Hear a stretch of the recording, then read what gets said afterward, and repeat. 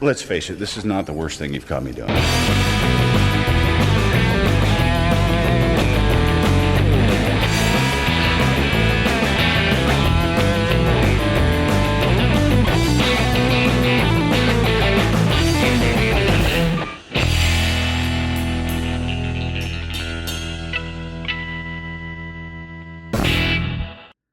Well, we're back. We got Tins with us.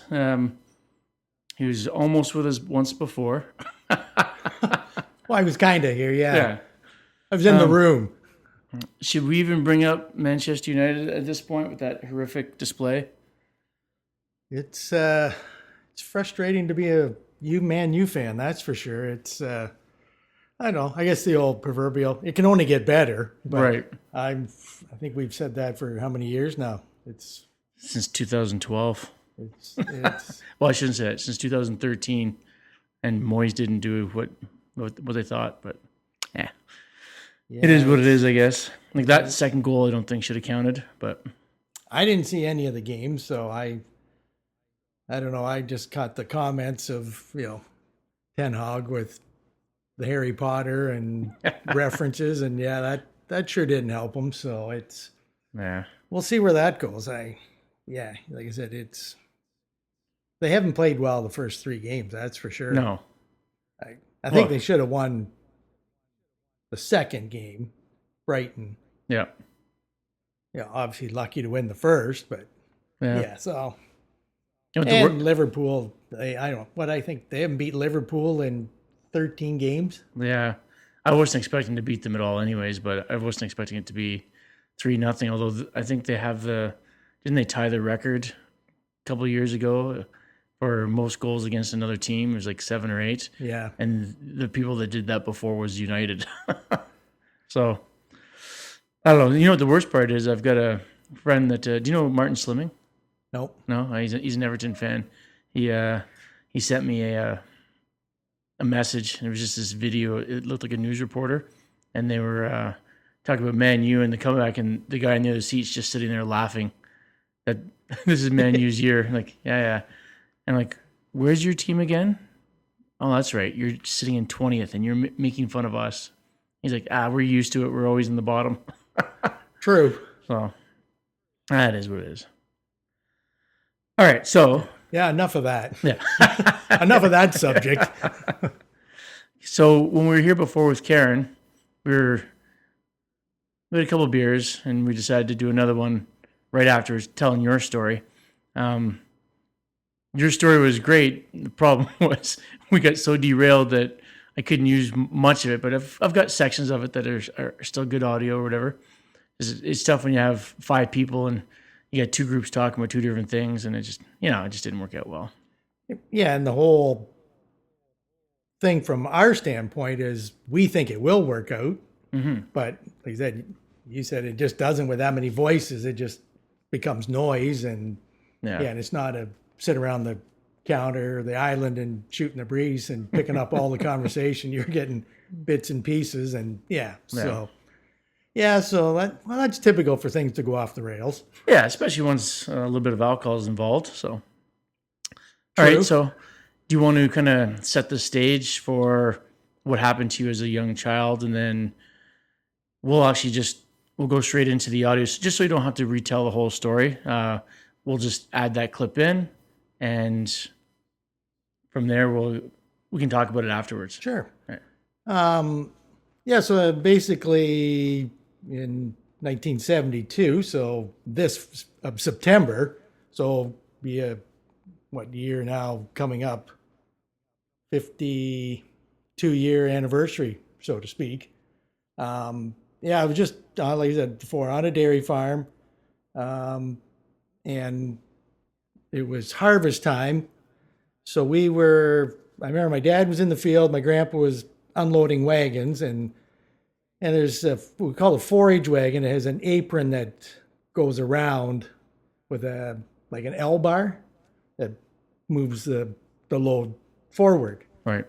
And back of the wagon, there was I don't know how many space gap, enough for a child's arm to be put in there. And And yeah, so I reached in for probably corn or something that was in there that caught, a soon-to-be 5-year-old's eye or Right. mind or whatever, and thinking, oh yeah, if it doesn't move very fast, I'll get my arm out, and yeah, the end of it, not fast enough, and yeah, it was caught and totally removed. Yeah. Wow. So Can't imagine that. Oh, okay. Okay. So we just recorded this. How long ago was that? 2 months ago? 2 to Yeah. I'm guessing 2 months. Roughly 2 months ago. All right. So we'll go ahead and play that clip now.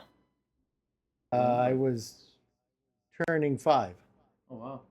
so yeah, quite a few years ago, and yeah, it was for the I was on a dairy farm, and back in the day, well, most dairy farms always had two routes to the house, and I still remember I went one way to basically the back way to the house, so my grandpa wouldn't see me, because I knew, well, this is, whatever, shit will hit the fan, so to speak. But never ever thought of knocking on the door and what my mom would have thought. And I've never asked my mom really what what'd you think when I knocked on the door, rang the doorbells. And yeah, I from there she took me to the hospital, and I remember rolling down the Emerge hallway at Stratford General, and You remember that? I remember that part. Yep. Yeah. Yep. I remember all that. My grandpa. Well, they say that your earliest memories are normally trauma. I didn't realize this. I've learned a lot since my sister adopted, and they're saying that they do the history of the child, and a lot of their early memories are trauma. It's like, I think back to the first thing I remember, and it was trauma. It was falling. It was nowhere near like not on that scale. I mean, that's the kind of thing you remember. It sticks. Yeah, and like I said, nowadays, yeah, I like I said, I still just can't imagine my mom driving Yeah. to the hospital. Yeah. Just But I think there's something that just flips this. Like, you just got to do it. You don't think you just go into an adrenaline mode and just do it. So I'd taken my mom to a birthday party for a cousin of hers a couple of years ago. I don't know what he was. I don't know, his 80th or whatever. Doesn't. And this lady I knew come up to me. She said, "Oh, I want to introduce you to someone." Okay, whatever. So anyhow, she brings up this lady that she was the emergency nurse No way. that day when I rolled in. Oh wow. And she couldn't even talk to me. Yeah. She says I can hardly talk to you without crying. I'm like, really? Like, this is 50 some years ago. But so I can only imagine she was probably in her 20s. early 20s. Yeah. But yeah, she's like, yeah. She just I can't believe it. And I'm like, yeah, whatever. So how'd you get into War Amps? And is War Amps Canadian, or is that an American? No, War Amps, I believe it's Canadian. Is it? So, I think they just. So you got help from them, and that was the connection. Oh, okay, that was your connection. Yeah. So, so then, so like I said, they financially help you, but they also, because obviously that was early 70s. That's such a crazy story. I mean, I can't imagine what you would have been going through, like, as a kid. Like, I probably would have just fallen over. Yeah, I honestly, well, I think before it was like, I think really I just didn't want to be caught by my dad or my grandpa's, really. And really you think about it, like, well, that's silly, because you're not running away from it. No. But yeah, I think that was That's just the thought process That's of the a 5-year-old. and obviously shock set in too, Right. and it's but yeah, just beeline her to I guess what a kid go to your mom and Yeah. they save the day all the time but yeah it's I guess she'll shock really and then how I never ever passed out or fainted or Yeah. who knows but yeah. And it's crazy that you remember like going down the hallways and everything at Stratford General and I think the only memories I've got from that age is riding a big wheel. well this one really stuck in though. It's weird how that's really stuck in there. This mishap really set hold. I merely did riding in the car to the hospital. Didn't go ambulance. Went back seat of the car, which in 72 it's I don't I don't know how quick an ambulance responded in 50 plus years ago, right? So so we drove in and we were on the gurney down the hallway. It's just insane. Yeah. And the fact that you got to see that girl again, the nurse. And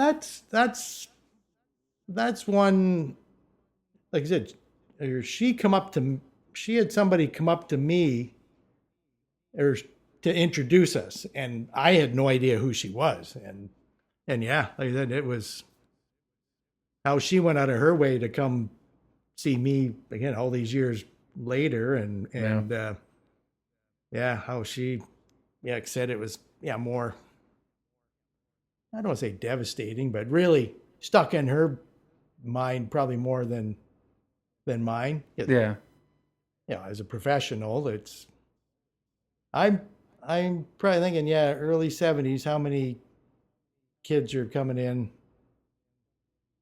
to the hospital, Stratford General with missing a limb. And she, age wise, but I'm guessing she was pretty young. Yeah, she's probably in her 20s, probably I would think fresh out of nursing school or whatever, right? First or second day on the job, I don't know. It's like, hello. It was like there was a guy that I met at work. He was from the Bahamas, and he was actually an air traffic controller. And he said on his first day, a plane had just taken off, and it had lost one of its engines, and it tried to loop around to get back to the airport, and it didn't, and everyone on board was killed. And I was like, how did you not walk away that first day? Exactly. Like, this is the job? I'm out. But I don't know how long he stayed for, and he ended up here and working in Canada, so I don't know. You would think that would maybe scare someone away. Yeah. Flying's maybe not for me. Yeah. Well, so I guess I won't hold you too much longer. I know you're dying to get out of here because NFL season's kicking off tonight in an hour and a half, maybe somewhere in there. So, who do you think's going to win the Super Bowl this year? I would like to see the Chiefs three-peat. Oh. Three-peat. But I don't. It's pretty wide open. Like it's. There's a handful of teams that are. But I'd like to see my Jets win the Super Bowl, but I know that's not going to happen. So, just my pain of sports teams. So you're telling me not to say the Cowboys are going to win because I'm in the same boat? Oh. Well, as long as the Bills don't, that's all I'm happy if Bills Mafia are not in a good mood. Nice little shot of Powers. And a few others. Yeah. That's awesome. So any plans for this weekend then? Well, just the NFL? No, we're heading to Ottawa for the Gatineau Air Show, which looks like it's going to be rain all weekend. So this is, so Karen's cousins are, they live in Ottawa and they're aviation engineers. So that way, at least I kind of get the gist of expertise of a plane or maneuvers. But it's kind of neat going to a show with them and they know all the different planes. But Saturday's forecast is looking pretty ugly. I don't even know what kind of planes we have anymore. Like I know we have a whole whack load of the F-18s, but the older ones. Some of them might be newer, but I wouldn't say Yeah. a ton. So, well, snowbirds are there. The red arrows from the Britain, they're there, and thunderbirds from the U.S. So that's the Air Force. Yeah, They're the Thunderbirds. yeah, So who are the Blue Angels then? they're Navy. Oh, all right, right. Yeah, so That's it's kind of That's why they should have kept the F-14s for those ones. Everybody wants to see those. all Blue Angels are. You get a chance to see them. They're something else. I always thought the snowbirds were pretty good. Snowbirds are great, but Blue Angels are. Well, there's a documentary on Prime about them. I think I watched the first half hour, 45 minutes, whatever, and it was good so far. Yeah, I've seen it. I didn't realize that it turned over every Yeah. 3 years. Yeah, you'd assume that it'd be like a solid group for like 5, 6, 7, 8, 9 years, whatever, right? Yeah, no, Wow. and I think red arrows and snowbirds. I think they're the same. Oh yeah. A pretty short term, which you would think is doing aerial aerobatics and maneuvers. Like you said, it'd be a longer Yeah. run than 3 years. And I wonder if it's because like the guys just want to get back to the aircraft carriers or back to their bases, and they don't mind putting in the time because it heightens their abilities. But yeah, and I think in that Blue Angels documentary they talk about. I think they go back into service. So, yeah, so whether this is a perk to be on a traveling aerial team, I don't know. Maybe I don't, but. I wonder if it's almost like an honor, like getting to go to I forget what it's called. It's not called Top Gun, but Top Gun. You know what I mean? Yeah. So you get to go and practice for however many weeks, and you're there with a group, and this is just like a slightly longer thing. You're obviously not shooting anything down or whatever, but you're still getting that skill with your maneuvers and flying tight quarters and Exactly. well, I know in the movies always make it seem like the bad guys always fly super, super tight together, so it looks like one dot on their screen. Oh, they can do it, just the Americans can't, I guess. In the movies. Yeah. Real life, they'll tell you different. Yeah, oh, for sure. Yeah, exactly. So, Yeah. I keep seeing these clips from TikTok about, I don't know if they're Navy, but they're jet fighters, and they're watching the Top Gun Maverick movie and just going through it, and there's sections that they rip apart, and there's other sections they go, that's bang on. Like, that's exactly how it is. And there's the one scene there when Rooster's running around pulling like tags off. He's jumping up on the wing, and he's like, how does this guy know how to do any of this stuff? You're not trained on any of that. And he's running around doing everything. Like, I wouldn't even know how to get up on there. The fact that he knew to go to the back and jump up on the wing, I wouldn't have thought of that. Nope. I'd be trying to find something to stand on and try to climb in the side of the cockpit. And like, oh, that's good to know. Yeah, it makes sense. yeah. So last year we did a Toronto Air Show. They had an F-35 simulator. Oh, wow. So I did that, and of course all of a sudden screen goes black, and I turn to the guy running the thing. I said, "What happened?" He goes, "Oh, you're going way too fast and you crashed." Oh, that explains it. Okay. So the F-35 is not. Yeah. So this is not a good plane to go fast in? You should have told me that before I started. So yeah, but that was kind of neat to do that. I wonder, do they have any here? Like, or is that just something that just kind of travels around? I wonder if there's some spot like in Toronto that would have something like that. I would think so, because I think this year they had, what was inside the tent? I think it was the CF-18 they were doing this year. So yeah, so it was. I'm assuming it was be something through Pearson or Yeah. something along that line. But yeah, you just don't see simulators like that out and about. So Yeah. Like I did the F1 simulator at the Toronto exhibition there. It was all right. It was maybe a couple levels above like a PS4. I mean, yeah, you get to sit in a seat, but it's not like sitting in the car, right. which is how they kind of made it out before we bought the tickets. Oh, But- okay. Whatever. Yeah. No, this one at the air show last year, it was pretty cool. It was quite a thing. You had the joystick and everything. That's what I'm thinking. So I said, okay, how do I get going here? Because you need two hands to accelerate, and and he took a bit, and he's like, okay, so he must have overrode it and then at least got me going. And then I just had to run, lift off, and everybody. Oh, nice. But yeah, he just sat there for a minute. Yeah, okay, let's do this. I'm like, okay. But, yeah, the hand can't go back and forth quick enough to pull throttle. Well, that's what you should have said to him when he said you were going too fast. You go, well, you set the throttle. Yeah, What do you want me to do about it? yeah, exactly. You should have slowed down. I just reach in, slow me down. I'm good.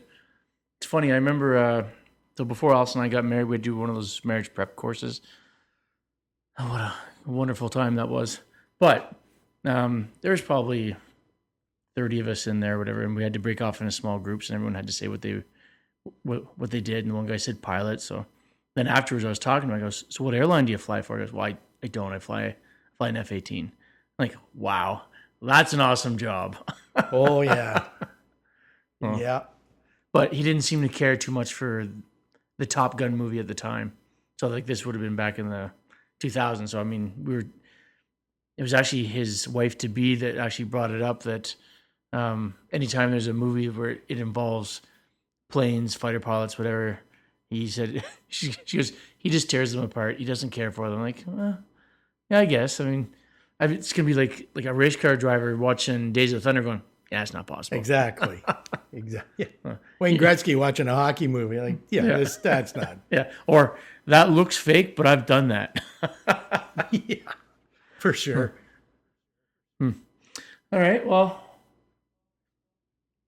I've wasted too much of your time already. No, it's Sorry, I had to get you to come all the way back here just for. it's clear across town. Yeah, all the the traffic way. was horrendous, and so no, it was rather enjoyed it. It was fun. Thank you. We'll have to do another one where we're all together. Now that I've got one more mic, maybe I'll get another one, and then everyone can have their own mic and everything. And we could have it organized, Yeah. somewhat organized chaos. No more talking about Sobeys. Yeah, Sobeys, and I forget what Powers and Karen were talking about, but it was too complete. Like I actually at one point just kind of sat back and I'm looking at you guys. And I can hear something about Sobeys. I don't know exactly what you're talking about. Just I heard the word Sobeys, and then I could see them talking, and it was like full conversation here, full conversation over there. I'm like, I'm just gonna hit stop now. Yeah, that was probably the smartest thing that night. So yeah, no, that was fun. Yeah, I mean, I think Karen would have recorded 3 or 4 if you had given her the chance. Oh, yeah. Well, the crowd that night, yeah, it probably would have went all night, and yeah, you could have had multiple topics that night to kind of go from. But yeah, it would have been entertaining or hard listening, one or the other. I like the way how it's 2 opposite ends of the spectrum. Really entertaining or tough to listen to. Yeah. One of the two. Yeah. And with that crowd, it's flipped the coin with. Could have went either way. Oh, we'll have to have her back on and get another good conversation. We'll just have to come up with a good topic for her. Oh, she'd be down with that. Always. All right. Well, like I said, thanks for coming on. And, Greatly appreciate it. Talk to everybody next time.